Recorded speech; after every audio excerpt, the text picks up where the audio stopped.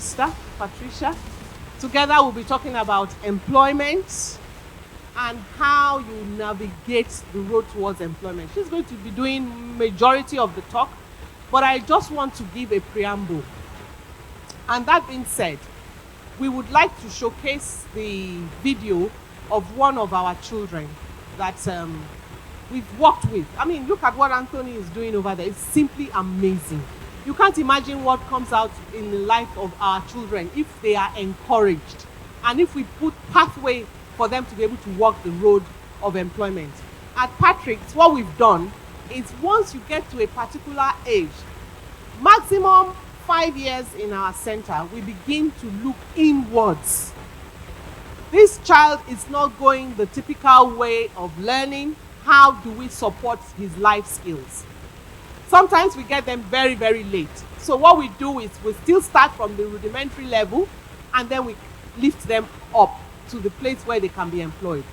We not only support the children at our center, we also refer out. So I must say that the places that we've referred our children to, and they've supported those children in employment and thriving, not only just putting them by the wayside. One of them is at the Learning Place, and the second is at Pleasant Places, and they are thriving. You know, they know their limitations, they know their challenges, and they are willing to give them accommodations in the employment area. So this is what we want to encourage today, to give light into what our children can do when we surround them, when they are in the right environment and they are supported by individuals that understand their needs. So we are looking at, Patricia will be taking emotional wellness support for neurodivergent individuals in the workplace. You heard her yesterday and how she was able to give an insight into her experience in the workplace. So is the video ready? Can we start with that video just to show them, give them an idea? Good morning, everyone. Good morning. So what will you say? Good morning, Good morning, good afternoon.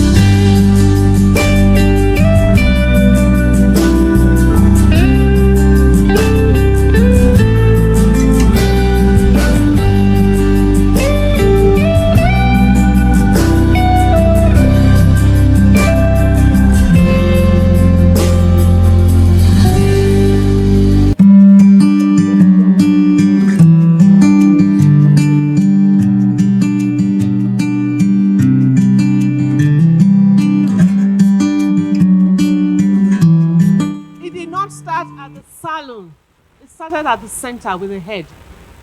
Then we progressed. That is our own Nigerian Asdan.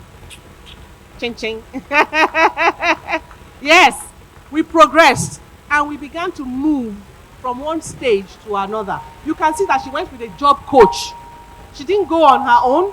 We went with a job coach. We taught the people in the salon how to relate with her. And gradually she began to, understand the pathway in which she would, become better and better. And it's practice. Remember, our children don't only learn once. We have to do continuous practice. We have to be patient. We have to be loving. You can see the smile on her face when she's doing the work. So that is what we encourage, and that's what we want to see with our children. That's why today we have here Anthony. He is painting today. We also have who is sewing. She sews a dress a day. She's interning at Rough and Tumble. So you can imagine that's how we allow our children to progress over time. It's not about what we want, it's what our children can do. Thank you. I hand over the mic now to Patricia.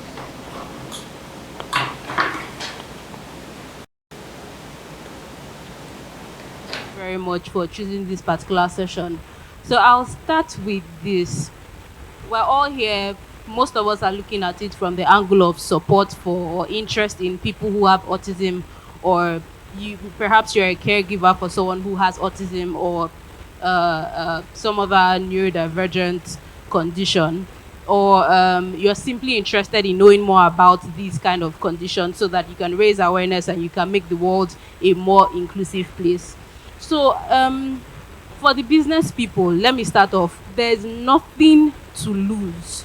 There's absolutely nothing to lose from taking the risk of hiring people who are neurodivergent. It could be autism, it could be ADHD, it could be dyslexia, it could be any other kind of situation where an employee might be needing more support to do their work. By more support, I mean accommodations. So we're getting to a point very soon when employers will no longer be able to to dismiss people who are neurodivergent and generally people who are disabled, because with the way the labor market is going, you're not going to be able. You're going to need as many hands as you can. You're going to be begging for neurodivergent people to join your workforce. Also, if you get them to join you, the gains for you are that, okay, for starters, case in point, what he's doing there, when neurodivergent people pick what they are good at doing, when the parents and when their friends, everyone who knows and supports them are able to figure out the areas where they are great at, you discover that, well, let me not pander to what the media pushes about autistic people. We are not all geniuses. We're not all savants. We're very different. Not all of us are great at math. Not all of us are great at art. We all have the different areas where we shine. But one thing we are all very good at is being very observant and being very good with details. Now, if you're doing art and if you're an artistic person, you would know that, or if you're an employer, if you're in the art business and you have an artist who is neurodivergent, you have gold on your hands. Why am I trying with this? Why am I trying to sell this to employers? Because at the end of the day, all of this talk I'm going to do, I need people who are employers of labor to be able to be confident, to feel relaxed enough to take the risk of hiring neurodivergent people. Okay, so let's start. So the topic here is autism accommodations in the workplace. So I'm using autism, and this may be very applicable to other kinds of neurodivergent conditions like ADHD. I mean, I personally have a friend who has ADHD. I don't know if many of you know how hard it is to get into Google, to work in Google, whether it's some other international representation or the headquarters. It is very hard. So this person got in, and normally if any one of us or most young people here get into Google, their minds will be like, I die here, I'm not going anywhere. This is where I'm going to be to the end of my career until someone kicks me out. But he had to leave because he has ADHD. He's living with ADHD for the rest of his life. He's always going to have ADHD, and he cannot function. Google is a very progressive company, by the way, very, very progressive, very, very progressive, yet he quits. So it is not simply about doing all you can as a parent or as an employer to get ready to prepare your child for the workforce, or as an employer to do all the sensitivity training, all the arrangements, all the accommodations, and be like, okay, we are ready, let neurodivergent people come. You have to have systems in place so that when neurodivergent people, so I'll use ND form. Now the neurodivergent thing is very long. When ND people come into your workplace, that they stay, that they're not frustrated, they don't leave immediately after. Okay, so neurodiversity, what that, next slide please. What that means really is a difference in how we interact with the world, with how we receive information, with how we process information. For example, let me use something most of us may be familiar with: grief. Now, if an autistic person hears that a family member has died, I don't know how. I know we Nigerians, we no offense. I mean, we all process grief differently, but we Nigerians tend to be very dramatic when something sad has happened. An autistic person could hear that someone they care about very much has died, and they're just going to be quiet. There's no display of emotion that you can see. They're not processing it the way that you expect that they should process it, but they are in fact dealing with it on their own. So you can't, it's unfair to judge them that, oh, you just heard this person has died, or you're just looking, you're just going about your day. No, we process things differently.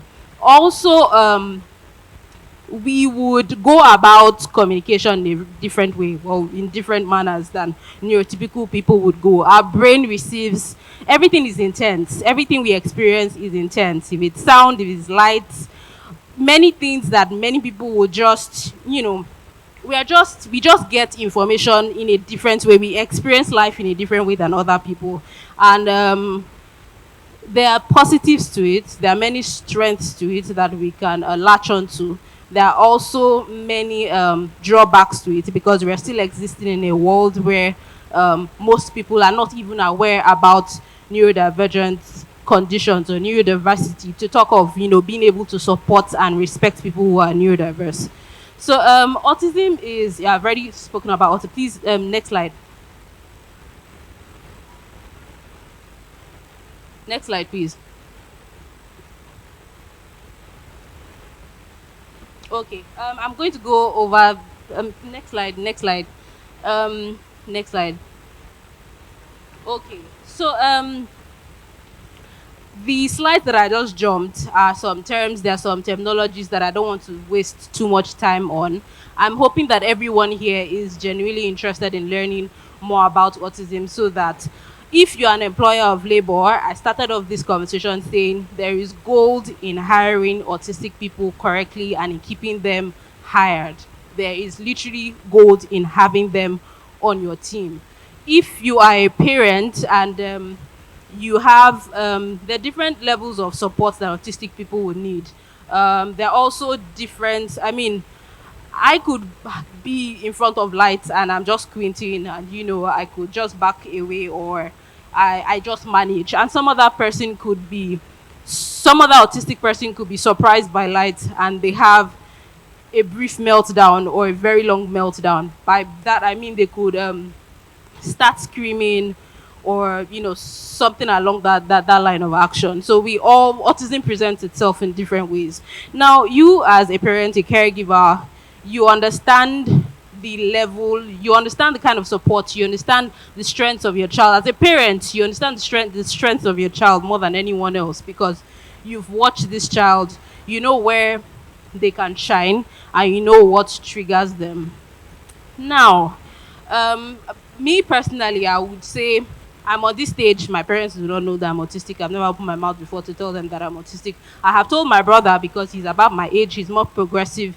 It makes more sense for me to give him that information because I know the information will be meaningful to him. My parents got all the information from when I was small, reports back from primary school and all of that, but they just thought maybe she's just an introvert. She just doesn't like playing with people, doesn't like being around people, and I'm fine. That they can rest with that information for life. I don't mind. So if you're a parent, however, that has gotten an autism diagnosis for your child, and I would advise you that once that child can understand, can communicate to a certain extent, please let them know that they are autistic, and explain to them some of the strengths and some of the limitations that they would possess because they are autistic. As best as you can, explain to them that they are autistic. You're going to be doing them a big favor. I know they can see all your running around, all your helping, all your support, but you need to let them know, especially when they're like maybe 7, 5, very young children. Let them know that they are autistic. Oh my God, I just realized I'm talking too fast. Okay. So now, if you know that, say, for instance, you would desire for your child to feel some independence, you should be preparing that child with your. I'm not a parent, I'm not giving anybody advice that they should quote me on, but you should be preparing that child for a life of independence as much as you can. So what I have noticed is a lot of, and it's probably something I would do, I'm not judging anyone, it's probably something I would do because of the kind of nature I feel I have if I have a child that is autistic, which I most likely would anyway. Is I would probably be parenting from a place of a place of fear. Let me just say a place of fear. Everything is threat driven. You're running around making sure they don't injure themselves. You're making sure that they don't do something bad. You're just protecting them, protecting them, protecting them.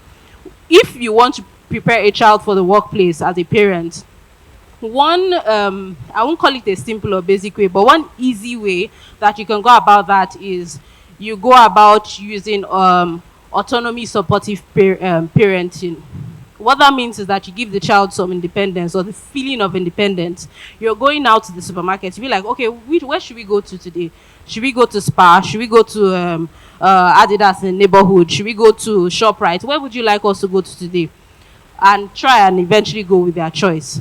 So it could be also, that's planning. You're making the child feel like they're in charge of planning. That is a transferable skill that they will feel over time confident enough and can be useful for them when they get older and want to get jobs. It could be a job. It could be a job at the barbing salon. It could be a job at the bank. It could be a job wherever. It could be a job making art. But these kind of skills, communication skills, don't speak to them from a place of too much coddling, too much protection. Give them some feeling of independence, like they are making decisions in the house, like they're helping you to plan things, like they're in charge of certain things, even if you know that you are still supporting them. So all of that confidence is going to, and you would still, you still know that your child needs support. It's not denial. We're not practicing denial. I'm not encouraging denial. I'm just saying that as best as your child's level of support would allow you, let the child have the feeling of control over small things, things that you feel safe letting them have control over. It's going to be really helpful. All the cuddling, all the, oh, I hope they don't do something bad, or I hope they don't injure themselves, I hope somebody doesn't do something bad to them in public. You have to, as best as you can, as safely as possible, let them have some control. Let them know how to be diplomatic. Most autistic people are black and white. Myself, I'm very black and white sometimes. You ask me a question, I'm not interested in playing about, especially when it's out of work. I just tell you, this is my answer. Very blunt. But if you're going to have, if you have a child, maybe the child is requiring the little support, and you can see that maybe you didn't have to put the child in, like myself, I went to normal schools. I don't know if that was the best for me because I had faced a lot of bullying because of that, but I went to normal schools. By normal schools, I'm referring to, I didn't go to a school like Patrick's. I went to a school that was made for, designed for neurotypical people. So if you have a child who could somehow survive that, I don't know if I survived that, I think I did, you would be encouraging that child from the house with your conversations to not be black and white all the time. You're teaching the child how to be diplomatic so that they can survive at work. Because work, life, everything is a game. So as much as you can from when the child, I'm talking about, I'm going to how employers can support, but the first point of contact with any autistic person, with any autistic child, with any child even, is the parent or the caregiver. You have to prepare that child to have certain skills that are going to be transferable when they get to the age where they may decide to go into the workforce. Now, if you're an employer of labor, you want to be progressive, you want to look good for certain brands that are your stakeholders, or you simply are genuinely interested in making your workforce open to, or your workplace open to neurodivergent people, it's not enough that you have everything in place. You have, if it's maybe you have toilets that people on wheelchairs can use. You have ramps. Your facility would not have any issues with any law in Nigeria. You seem very progressive. You've done all the sensitivity trainings for your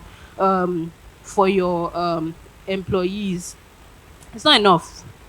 I think that as an employer of labor who wants to hire and keep it, because autistic people excitedly will get into the workforce.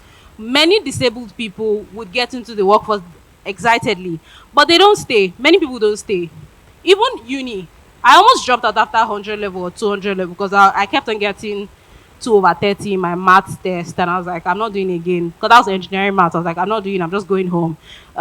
Many of us are going to be overwhelmed by. I was getting all those scores because I wasn't going to class because there was too much noise. I went to a public school. There was too much noise. There was too much rowdiness. There was too much going on around me. I did not understand why I was always confused. I would just stay back, and because I didn't go for any class, I was not interested in hustling to buy the manuals. I was almost always failing. If the pass mark was 40/100, I would get 41 or 42. That's how I managed with engineering maths. I still finished with a 2-1 though.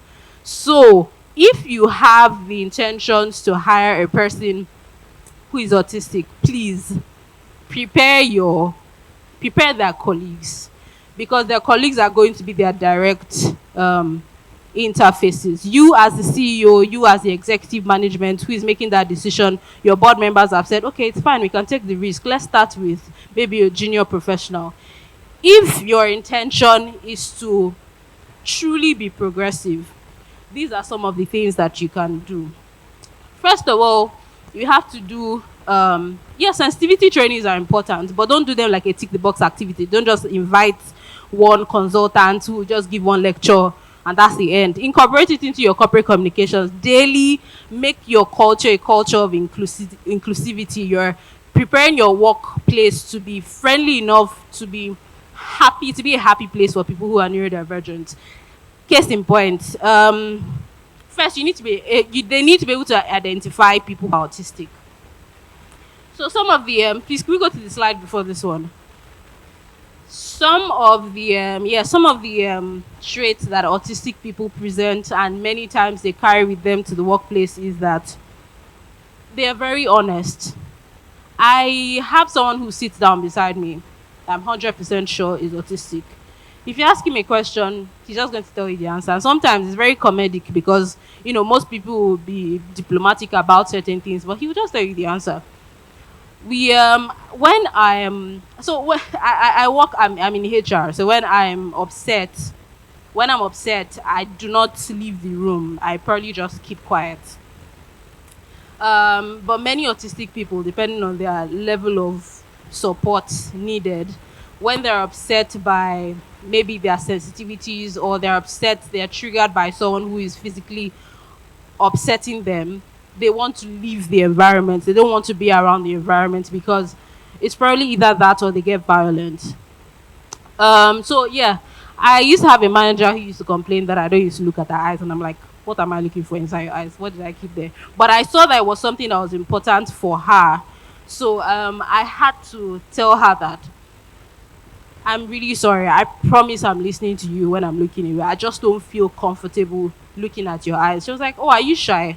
I was like, no, I'm not shy. I just don't want to look at your eyes. Many people believe that when you're looking at their eyes, that means the communication is real, the communication is sustained, and you're listening to them. Most autistic people do not like, it's too much. They're either not looking at your eyes at all, or they're looking at your eyes and you may be creeped out. So yes, I've already implied often seen as too blunt. I'm still very blunt in certain situations, especially when there's very little to lose, especially when I'm not in a work situation. So may be seen as having too many boundaries. So this applies to like relationships, friendships, familial relationships as well. Many autistic people or many neurodivergent people, it's very common for them to say, I put this here. I have an aunt who is autistic, by the way. There's nothing she will put somewhere that she will not remember how she left it. If breeze blows the thing a little bit, she will know something has happened there. So many autistic people have many boundaries. They also have boundaries with how you talk to them. Autistic person, especially someone who is on the level of autism as myself, will not be too uncomfortable to tell you, please don't touch me. Like, and it's not like I'm not fighting with you. Like, just please don't touch me. I can hear you, I can see you, and then I'll try to like laugh it off so that at the end of the day we still end up playing, and person doesn't walk away from my front thinking that we are fighting. But I'm like, please don't touch me, and like in the future, don't worry, You understand? I can hear you. So we have boundaries like that. We could be like someone could be trying to have a conversation in an area where we're not comfortable sharing. Meanwhile, with other people, is normal banter. But if you're trying to have certain conversations with me in certain areas, I'll be like, could we not? I'm not interested in this. Let's talk about something else. Because I work in HR in a traditional field, where there's still a lot of old people that you must respect. And there's still, no offense, I didn't mean that in any way. There's still young people who were raised by these old people who have the values of the old people. So to manage relationships in the workplace, while you are being yourself, your authentic self as an autistic person, you would notice that you still see that's where masking comes in. Actually, all of these are identifiers of autistic people. In case you have autistic people working with you and you don't know, you just think maybe they're just odd, they're just weird, they're not friendly. It's not that. It's not really about you. It's just the way they're experiencing the world.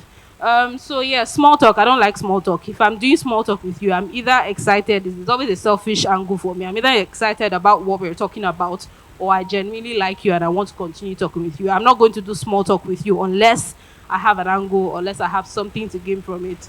It's very exhausting for me. Like, it's actually painful. Um, so yes, even when we have excellent ideas, I still struggle with this. Sometimes I keep quiet because I don't want to sound stupid. But when I got into the workforce, I noticed something. No offense to the men, what I'm about to say. So where I work, men are never they never hesitate to share their ideas. No matter how wonderful the idea is, no matter how out of line the idea is, very loudly and confidently they would announce it. So when I learned that, I was like, all these people are not saying too much. Why am I have better ideas than this? Why am I not speaking up? So I learned to speak up. I learned to be like, oh, please, can I say something?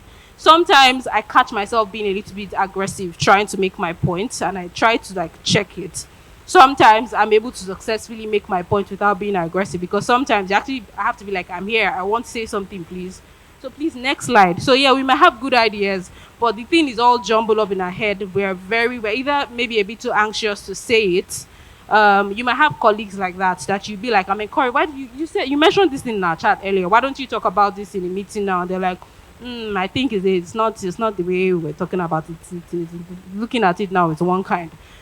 So yeah, so I already mentioned doesn't like being touched. I don't like being touched, even with my mom. If I'm hugging my mom, she will know maybe someone has broken up with me or I've lost money or something. I don't touch her. She doesn't touch me. If I'm touching her, she'll be like, "What's going on here? What do you want?" And that's my mom, supposed to be the closest person to me. So yeah, I have a peculiar interest. 2 days ago, I was ordering some stuff online and then I saw a mini reference dictionary and then I bought it. Those small Oxford, those pocket dictionaries. And then I made a video and I sent to a friend of mine, and I was very excited. And they were like, later you say you're not Gen Z. You're excited like a 3-year-old over a dictionary that they don't buy dictionary for you when you're small." Like, no, I've always been interested in things like this and something like this. Like, I was trying to express my excitement about something as simple as a dictionary, and they didn't get it. I like to paint. I'm always going to be interested in painting. I have the weirdest paintings of Picasso imitations in my room. Something that someone will come in and say, "This thing looks like a demon." I love abstract art. I love things that most people will not find interesting at all. Most autistic people are like that. So if you have a colleague who is like that, who is always liking weird things, they show you something that they saw online. Oh, look at this, and they're excited, and you're like, okay. So yeah, so we're good on noticing trends.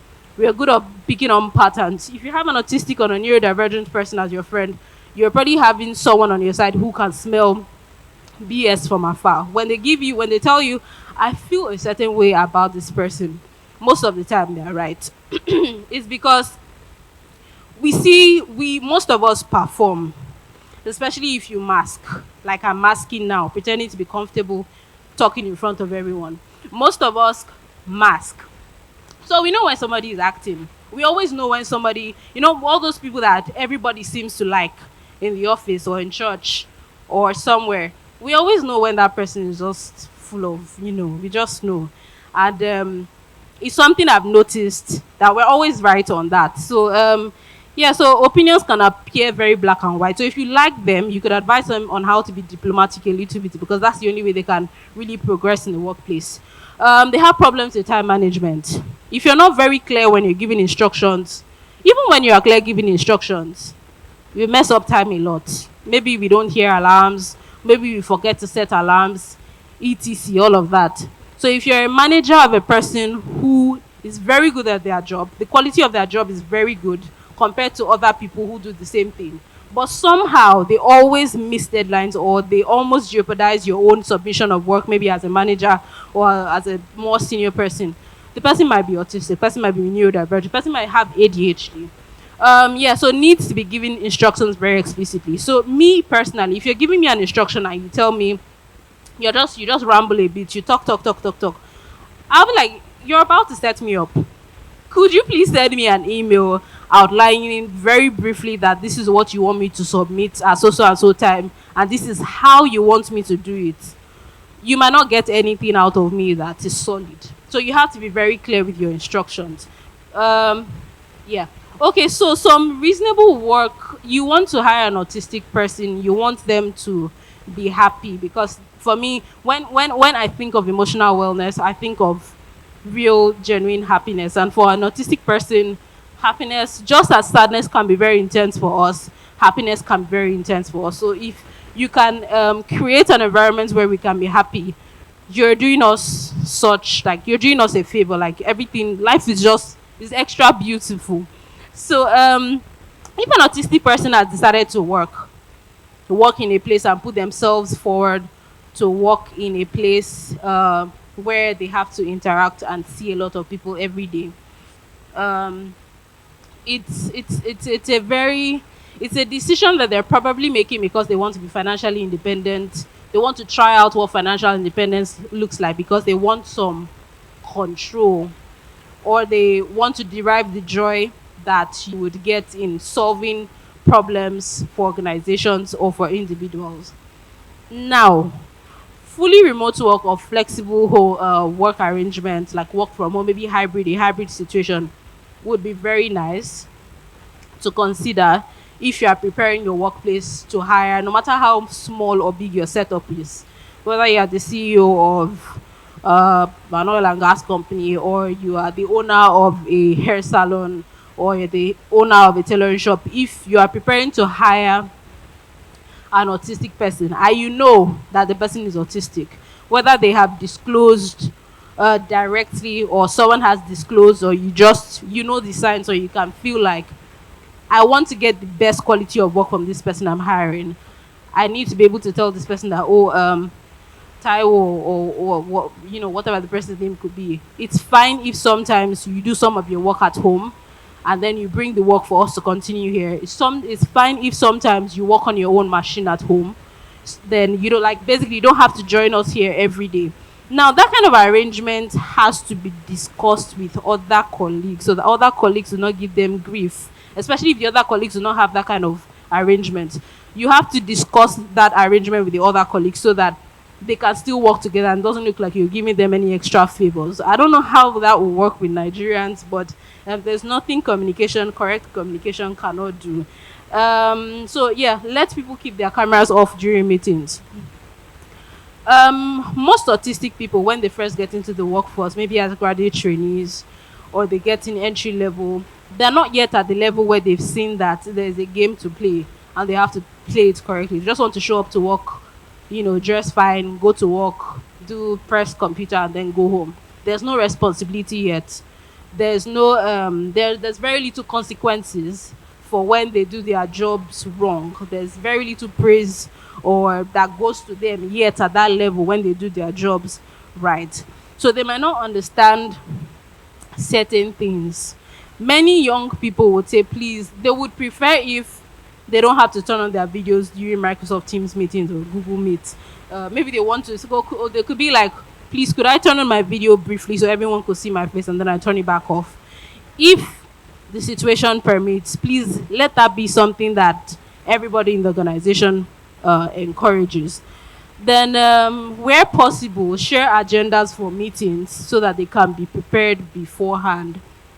What I mean by this is, if you can, especially if they're going to speak, give them an agenda, let them prepare so that they already have anxiety. They are probably already going to have anxiety just by speaking. So you're helping them if because we're very good at research. So if we don't know the research, we know what we're talking about. It could help us be less anxious when we're speaking to our colleagues. So don't surprise them that, oh, there's a meeting tomorrow, you're presenting, make some slides. Or there's a meeting tomorrow, you're going to, like, try as much as possible to give them time to prepare. So, yeah, allow them work at their own pace. Now, this is a gray area depending on the industry. Some industries are very fast paced, especially when you're working with a consulting company, whether it's a big four or an indigenous consulting company. But there are always ways around this. Bearing this in mind, knowing that it is great if you give autistic people or neurodivergent people the opportunity to work at their own pace, um, you would be you would be helping them do quality work. And okay, so let me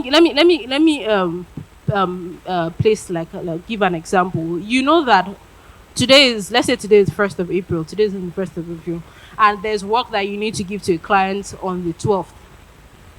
So April 1st, let's say the work gets to you April 1st. You tell this autistic employee that, could we work at your own pace, but I need these ASAP. Could we get your first draft on the 5th?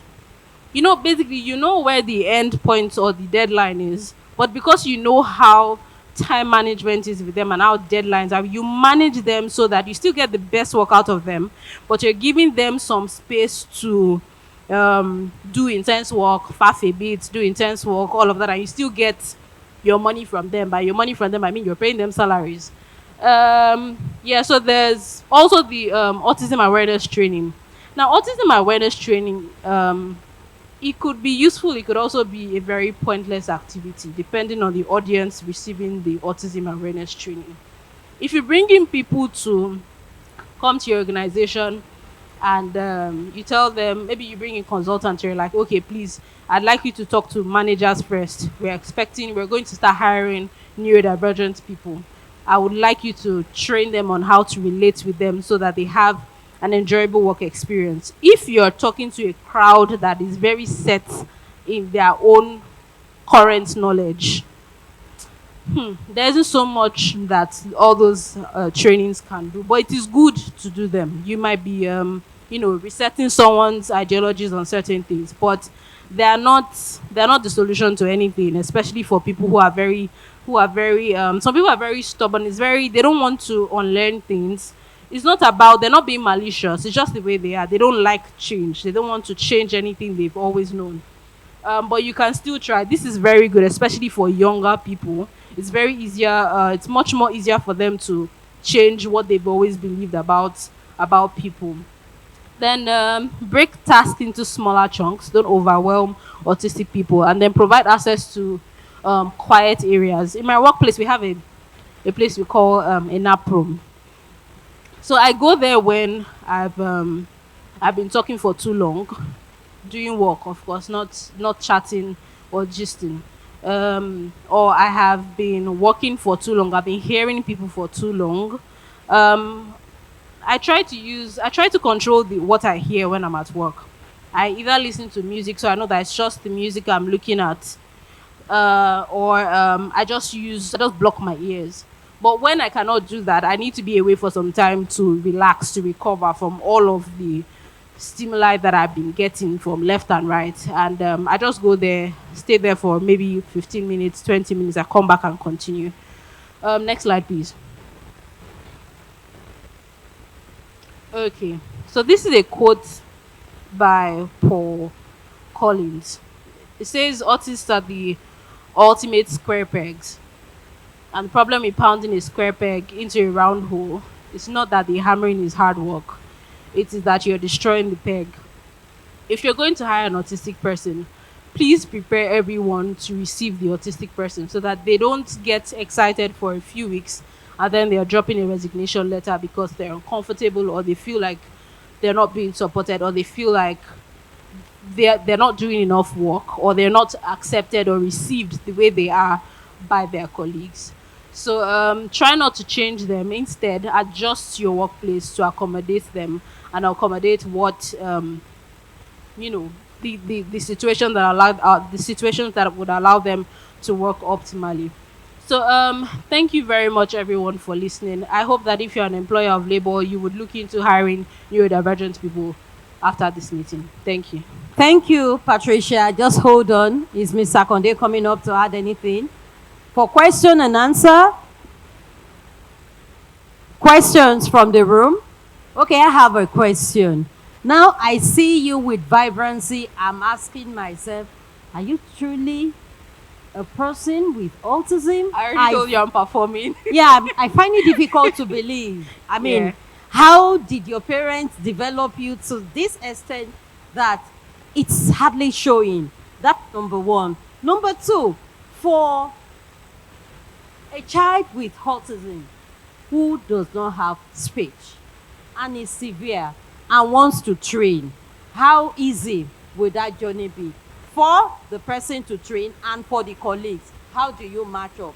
Because if you are saying support and we assume he's hearing but he can't talk, how do you measure up and how do you communicate? Thank you, ma'am. Okay, I'll take the one of non-verbal, a child that is not speaking. Okay. You saw the video of one of our children in the salon, right? She has words but doesn't use it. So that tells you that look, speech is relative. Communication is important. If Jasmine walks in here, I mean, and you don't know that she doesn't speak, you Good morning, everyone. Good morning. So what will you say? Good morning, Jasmine. Good morning, Jasmine.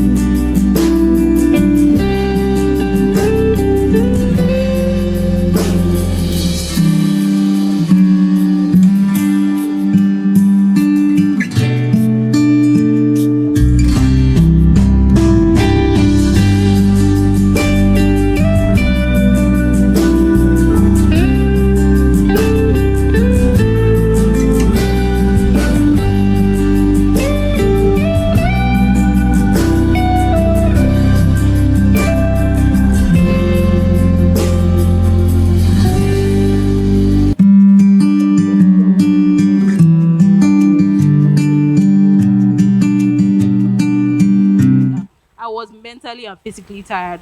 Getting up here yesterday was it was a lot for me. Standing here, I think over time, especially when I had a phase in my life where I was bullied by everybody, and where if someone was even remotely nice to me, I would be too grateful. And that's why I said, if you can communicate to your child that they're autistic, please let them know so people do not take advantage of them, presenting friendships or presenting niceness, and they don't get too excited and, too grateful, if you know what I mean. So I think for me it's my experience using all the strength and all the anger from the period in my life when I was bullied, when I couldn't speak up for myself, when I I let a lot of things slide. And also, I have chosen to work in HR.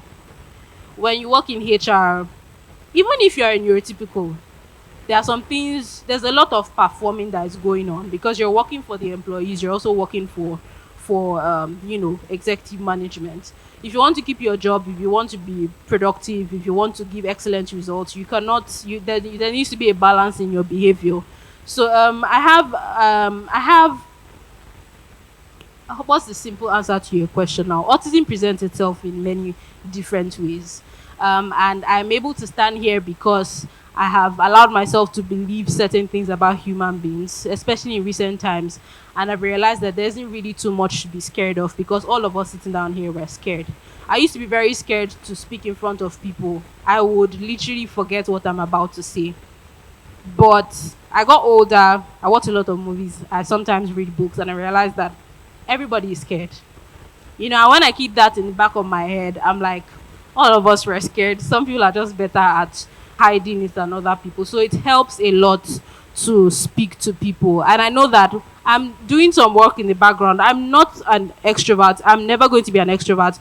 There are many downsides to that. I promise you, so many downsides to that. I mean, but the upsides are that I can partner. If I want to do some work, I can partner with an extrovert. I can partner with a social butterfly. If I want to get work done, I can just pick, okay, I want to do some work. We need to do so and so things. Please be my partner because I know you like noise, you like attention, but I don't like attention. I'm never going to like attention.